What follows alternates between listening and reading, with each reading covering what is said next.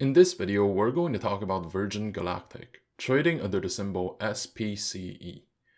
Before today's video begins, if you like my stock analysis videos, please also check out my channel for more analysis on other companies that you may be interested in.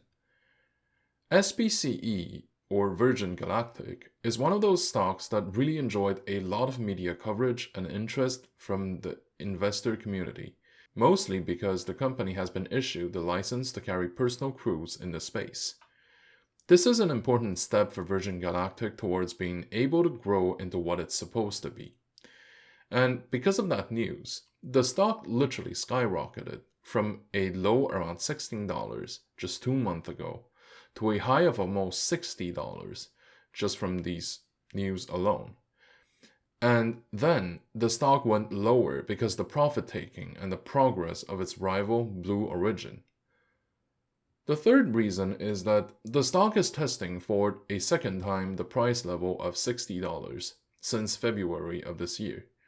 When the market saw that it's not going to make it above that level, it decided to fulfill a self-fulfilling prophecy and assumed that it's going to tank after a double top pattern.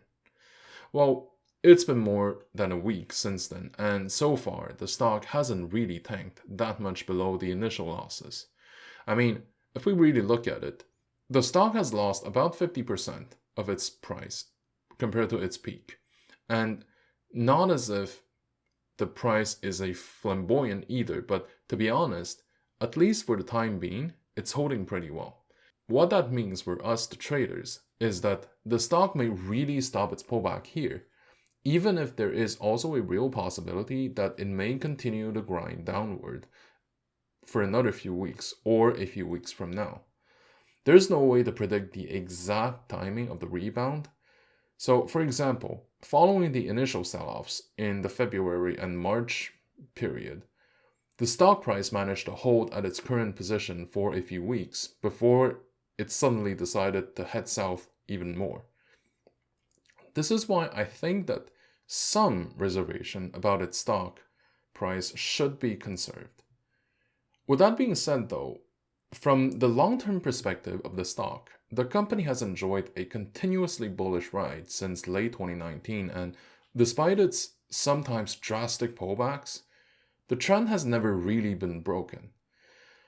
But because the peaks in summer have been less high than the peak back in February of this year, it's also reasonable to assume that the stock may head towards what I call a slow but overall bearish direction for some time before another event pushes it back to new highs. This is of course not guaranteed whatsoever, but if we look at the support level and the area of value, I have to say there's a lot of room for the stock to pull back from.